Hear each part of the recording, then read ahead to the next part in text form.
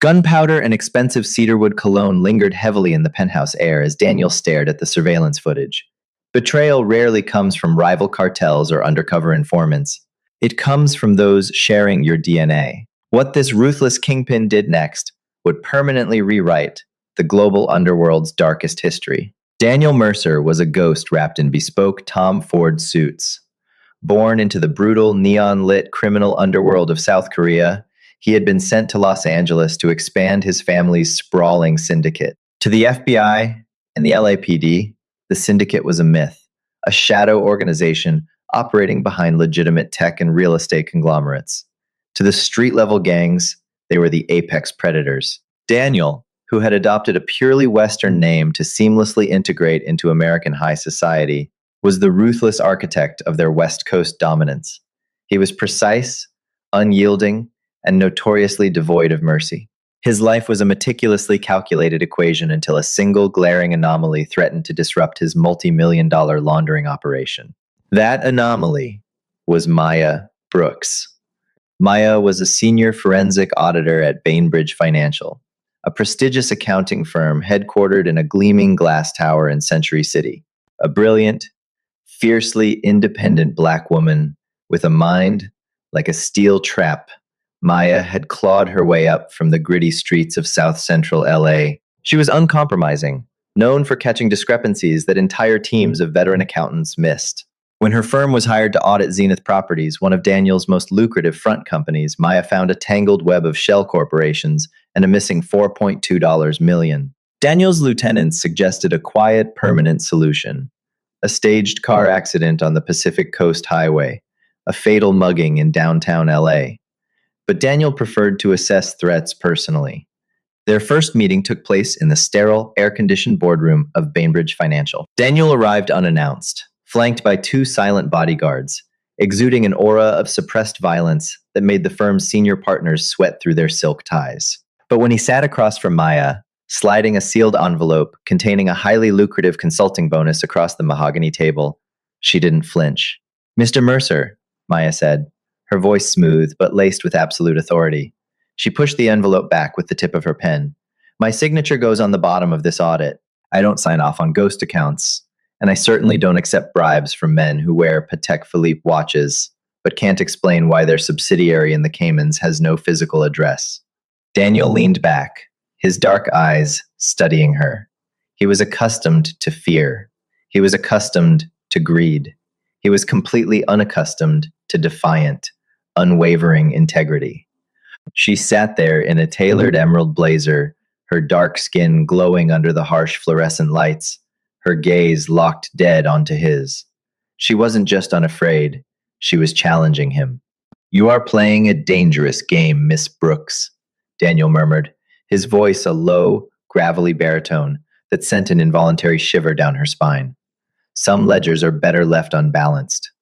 "Not on my watch," she replied coldly. Instead of ordering a hit, Daniel did something that shocked his inner circle. He ordered his men to stand down. He spent the next 3 weeks personally unraveling the paper trail, restructuring the shell companies himself to satisfy her audit. And in the process, he found himself manufacturing reasons to see her. What started as a deadly game of cat and mouse quickly evolved into a dangerous magnetic attraction. Daniel began intercepting her after work. He learned that she drank her coffee black, that she fiercely protected her younger sister, Chloe, who was studying law at UCLA, and that beneath her armor of professionalism, she possessed a sharp, captivating sense of humor. Their first real date wasn't planned. Maya had been working late, walking to her car in a deserted underground parking structure, when two armed men, rival cartel soldiers trying to hurt Daniel's legitimate fronts, ambushed her. Daniel, who had been secretly having his men watch over her, intervened himself. In a blur of calculated, terrifying violence, he dismantled the threat, leaving the men unconscious on the concrete. Breathing heavily, his knuckles bruised, he had turned to her, expecting her to run, screaming. Instead, Maya had looked at the men, then up at him, and said, "I suppose this means you're not really a real estate developer." That night, over glasses of Macallan 25, at an exclusive, hidden lounge off Wilshire Boulevard, Daniel told her the truth. He told her about the syndicate, his father's iron-fisted rule, and the bloody legacy he was expected to inherit. He offered her an out. He told her to walk away and never look back. Maya took his hand across the table. I don't run from the dark, Daniel. I audit it. For the next 6 months, they were inseparable. They lived in a beautiful, perilous bubble. They spent weekends hidden away in a private villa in Malibu, far from the prying eyes of the underworld. For the first time in his life, Daniel felt something resembling peace. Maya became his anchor, softening his ruthless edges while he became her fiercely devoted protector. But in the Mafia, peace is just an illusion before a slaughter. The syndicate was a patriarchy, built on strict tradition, loyalty, and bloodlines. At the head of this empire sat Vincent Mercer, Daniel's father, a man whose cruelty was legendary, who ruled the Korean underworld with an archaic iron fist. By his side was Leo, Daniel's older brother, a volatile, deeply racist, and ambitious underboss who resented Daniel's meteoric rise and favored status within the organization. Secrets in their world carried a heavy price tag, and Daniel's secret was the most expensive of all. It started with whispers, rumors that the untouchable Daniel Mercer was compromised. Leo, always looking for a weakness to exploit, put a shadow detail on his own brother. It didn't take long for Leo's men to capture photographs of Daniel and Maya sharing an intimate dinner at Providence, an upscale seafood restaurant on Melrose Avenue. When the photographs landed on Vincent's heavy oak desk, the patriarch's reaction was terrifyingly calm. To Vincent, a relationship with an outsider was a severe breach of protocol. But a relationship with a Black American woman was, in his deeply prejudiced and traditional worldview, an unforgivable stain on the family's pure lineage. He viewed Maya not just as a distraction, but as an insult. Daniel was summoned to the family compound, a heavily guarded estate tucked away in the Hollywood Hills. You are the heir to an empire, Daniel, Vincent said, pouring tea with agonizing slowness. And yet, you compromise our standing for a civilian, a woman who does not share our blood, our culture, or our color. It ends today. You will break ties, or I will break them for you. Leo smirked from the corner of the room, tossing a silver lighter between his hands. She's a liability, little brother. Let me handle it. A quick accident. Nobody will ask questions. Daniel stood up, the atmosphere in the room dropping to freezing temperatures.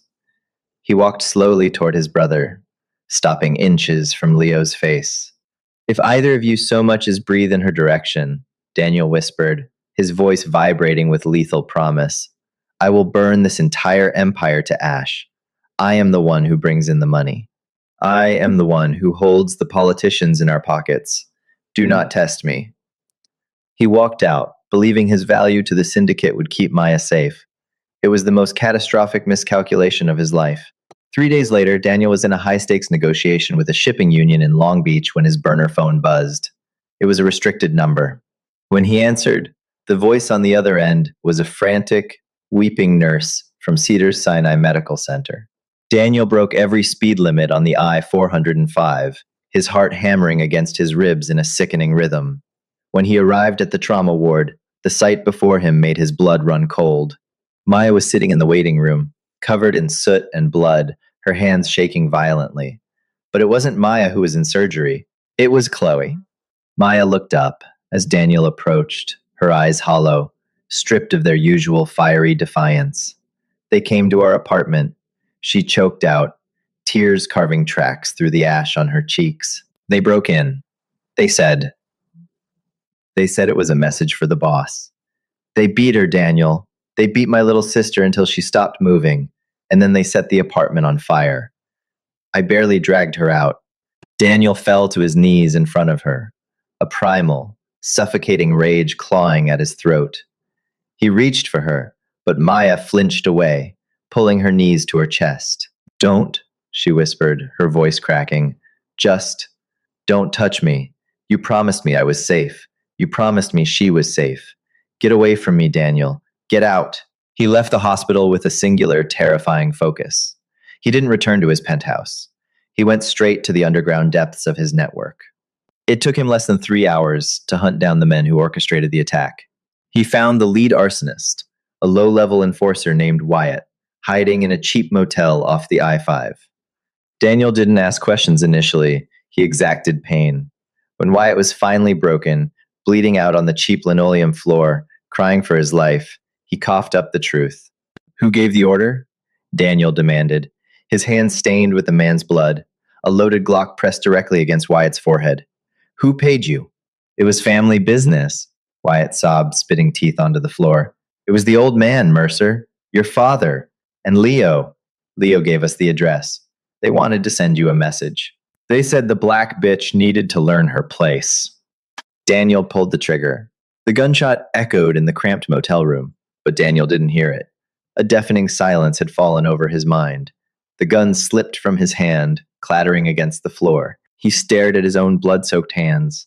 His whole life he had been a loyal soldier. He had killed, extorted, and corrupted his soul to build a throne for his family. He had justified his sins because they were for the bloodline. But standing in that squalid room, breathing in the scent of copper and gunpowder, a horrific realization shattered his entire reality. My father and my brother did that. They hadn't just attacked the woman he loved. They had humiliated him, challenged his authority, and tried to destroy the only pure thing he had ever touched, simply because of their own venomous prejudice. Daniel pulled out his phone and dialed his most loyal lieutenant, a man whose loyalty lay with Daniel, not the patriarch. Gather the men, Daniel said, his voice entirely devoid of emotion. It was the voice of a reaper. Empty the armories. Freeze the offshore accounts. Boss? The lieutenant asked, hesitation bleeding into the line. Who are we hitting? Daniel looked out the shattered motel window toward the Hollywood Hills, where his father's compound sat untouched and arrogant. We are going to war, Daniel said softly, against my own blood. Daniel Mercer did not wage war like a street thug. He waged war like the architect of a shadow empire. He knew that assaulting his father's heavily fortified Hollywood Hills compound with brute force would result in a bloodbath, and he needed absolute precision. He didn't just want to kill Vincent and Leo, he wanted to obliterate their legacy, strip them of their power, and leave them with nothing but the devastating realization of their own arrogance. His first move was entirely bloodless, yet utterly lethal. Operating from a secure server room in a high-rise off Grand Avenue, Daniel sat beside his most trusted lieutenant, Donovan. Daniel opened a black leather briefcase containing the very same encrypted flash drives Maya had scrutinized during her audit. She had taught him how to trace the invisible lines of money laundering, how to spot the weak links and shell corporations in the Caymans, Cyprus, and the Isle of Man. Drain it, Daniel ordered, his eyes reflecting the blue light of the monitors. Every offshore account, every legitimate holding company tied to my father and brother. Route it through the dummy corporations we set up in Geneva, then scatter it into decentralized crypto wallets. By the time the sun comes up, they won't be able to buy a cup of coffee, let alone pay their soldiers. Over the next 4 hours, the lifeblood of the Mercer Syndicate was systematically siphoned away. $850 million. The accumulation of decades of extortion, smuggling, and corruption vanished into the digital ether. When morning broke, the chaos within the syndicate was instantaneous. Mercenaries and enforcers who were entirely loyal to the dollar discovered their retainers bouncing. Bribed politicians and LAPD captains received anonymous tips indicating that their illicit payouts had ceased, prompting them to sever all ties with Vincent Mercer immediately. With his father's financial armor shattered, Daniel moved to the physical strike. The rain was pouring in sheets over Los Angeles when Daniel's motorcade of black SUVs rolled up to the iron gates of the family compound. The heavy security detail that usually patrolled the perimeter was gone, having abandoned their posts when they realized they weren't getting paid. The few loyalists who remained were swiftly and silently neutralized by Donovan's strike team. Daniel walked through the grand mahogany doors of his childhood home, a suppressed heckler and Coke MP5 in his hands. He moved with a cold, terrifying grace. The opulent hallways, lined with priceless art and antique Korean vases, became the staging ground for a violent coup. He found his father and brother in the main study. The air was thick with panic and cigar smoke. Leo was frantically screaming into a gold-plated telephone, trying to reach bankers in Zurich, while Vincent sat frozen in his leather armchair. staring at a laptop screen that displayed endless rows of zeroed out accounts. You, Leo snarled, dropping the phone and reaching for the custom Sig Sauer tucked into his waistband. You arrogant, treasonous bastard! Before Leo could unholster his weapon, Daniel fired a single, precise shot. It struck Leo's hand, shattering his wrist. Leo collapsed to the Persian rug, screaming in agony, his weapon skittering across the polished hardwood floor. Vincent finally looked up, his face a mask of shock and ancient fury. You have destroyed our family, the patriarch spat, his voice trembling with a mixture of rage and disbelief. For what? For a civilian? For a woman who doesn't even belong in our world? Daniel stepped over his bleeding brother and stood directly in front of his father's desk. He placed his weapon down, a gesture of absolute dominance. She is worth 1,000 of you, Daniel said, his voice dropping to a terrifying, deadly calm. You built this empire on the idea of blood loyalty, yet you ordered a hit on an innocent girl to teach me a lesson. You let your prejudice and your fragile ego cloud your judgment. I didn't destroy this family, old man. I just burned the rot out. Leo, clutching his mangled hand, let out a wet, bitter laugh from the floor. You think you're a hero, Daniel? You think you're saving her? I knew you were soft. I told the old man to order the hit on the sister. I knew it would make you snap. I wanted you to start a war so the old man would put a bullet in your head, and I could finally take the throne. Daniel didn't even look at his brother. The revelation of Leo's ultimate betrayal using Maya and Chloe as pawns in a pathetic power grab merely cemented what Daniel already knew. They were monsters. There is no throne left, Leo, Daniel replied coldly. He pulled a thick manila envelope from his trench coat and tossed it onto his father's desk. Inside that envelope are the unredacted ledgers of every murder, extortion, and bribery scheme you have both orchestrated for the last 20 years. In exactly 5 minutes, Special Agent Thomas Reed of the FBI will receive identical copies, along with the GPS coordinates of this estate. Vincent's face drained of color. You are handing your own blood to the feds? I am severing the infection, Daniel corrected him. You will spend the rest of your miserable lives in a concrete box at ADX Florence, and if you ever speak her name again, I won't need a gun to finish you. Daniel turned and walked out of the study, leaving his father and brother to face the sirens that were already wailing in the distance, echoing through the Hollywood Hills. After the spectacular fall of the Mercer Syndicate, the global underworld braced for a bloody war over the territory, but none came. Daniel didn't just decapitate his father's empire, he salted the earth. He meticulously dismantled the supply chains, handed over unredacted ledgers to Interpol and the FBI, and liquidated the remaining illicit assets. He funneled the vast majority of the cleaned wealth into legitimate philanthropic trusts under fictitious names. The ruthless mob boss transformed the remnants of a criminal empire into a ghost ship, evaporating from the underworld entirely. He became a rumor, a cautionary tale whispered in the dark corners of Los Angeles. But while Daniel was erasing his past, Maya was fighting a grueling battle for her sister's future. Chloe had survived the brutal attack, but her recovery in the burn unit was agonizingly slow. For weeks, Maya lived on a stiff vinyl chair beside her sister's hospital bed at Cedars-Sinai. She had lost her prestigious job at Bainbridge Financial. Her apartment was a charred ruin, and the trauma of the fire haunted her every waking moment, manifesting in violent night terrors. Maya had explicitly refused to take Daniel's calls. She had instructed hospital security to ban him from the premises. She needed him gone. She needed the violence to stop. Yet, mysterious, protective miracles began to weave into their fractured lives.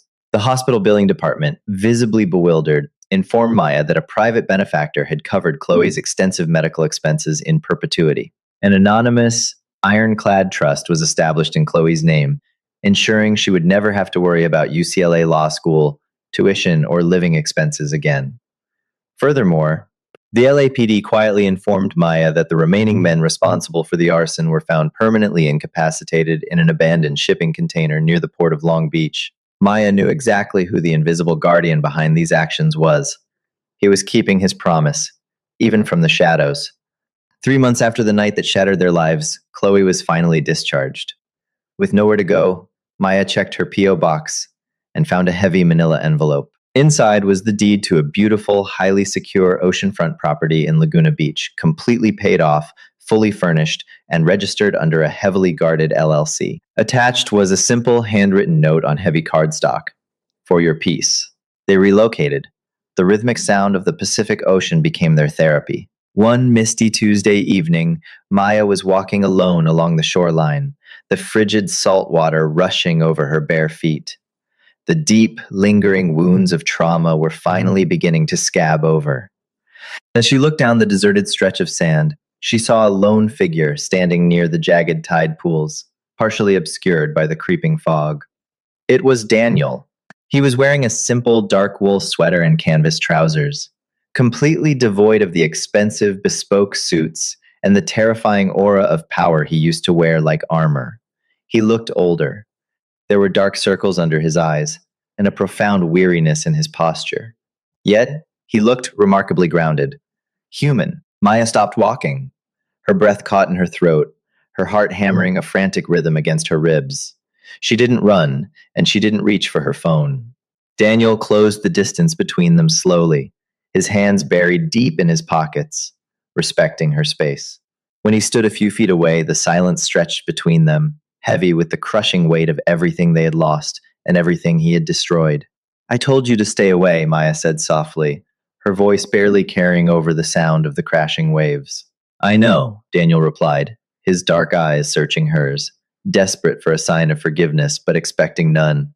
And I will walk away right now if you ask me to. I have a car waiting, but I had to see you. Just once. I had to know you were truly safe and that Chloe was healing. Maya crossed her arms, shivering against the sea breeze, fighting the overwhelming urge to close the gap between them. You gave up everything. I read the news, Daniel. Your father, your brother, the entire syndicate. The FBI seized the compounds. You burned your own kingdom to the ground. It was never my kingdom, Daniel said, stepping just a fraction closer, his voice laced with a raw, agonizing vulnerability. It was a cage. You showed me what it looked like to live in the light, to stand for something real, something built on truth instead of blood. They hurt you. They hurt Chloe, because of me. The only way I could ensure you would never have to look over your shoulder again was to erase the threat completely. I couldn't just kill them, Maya.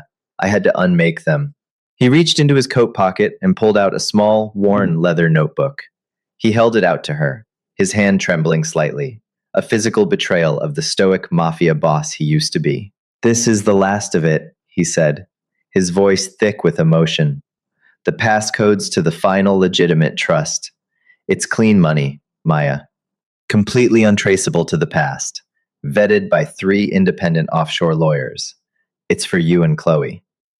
I'm leaving for Europe tonight. I'm stepping out of the shadows for good, and I won't ever bring the dark to your doorstep again. Maya stared at the notebook, then up at the man who had waged a catastrophic one-man war against his own bloodline just to keep her breathing. He had been a monster, yes, but he had destroyed his own monstrous nature to save her. He was leaving not because he didn't love her, but because he loved her enough to exile himself. As Daniel turned to walk away, his boots sinking into the wet sand, stepping back into the mist, the agonizing reality of his sacrifice crashed over her. Daniel, she called out, the wind catching his name. He stopped dead, his broad shoulders tensing under the wool sweater. He turned back slowly, bracing himself for a final goodbye. Maya closed the distance between them. She didn't take the notebook. Instead, she reached out, her warm fingers gently tracing the fading bruise on his jawline, feeling the erratic pulse beneath his skin. A single tear slipped down her cheek, warm against the cold sea spray. I audit the dark, remember? She whispered, her voice trembling but fiercely resolute. You don't get to run away and heal on your own. You burned down your world for me. Now, we build a new one. Together. Daniel's breath hitched. For the first time in his entire life, the ruthless architect of the underworld closed his eyes and let a tear fall. He dropped the notebook into the sand and pulled her into his arms, burying his face in her neck, holding onto her like a drowning man who had finally, against all impossible odds, found the shore. The Korean Mafia boss hadn't just shocked the underworld by dismantling it, he had shocked himself by finding his humanity. And he had found it in the unyielding heart of the woman who absolutely refused to let him stay in the dark.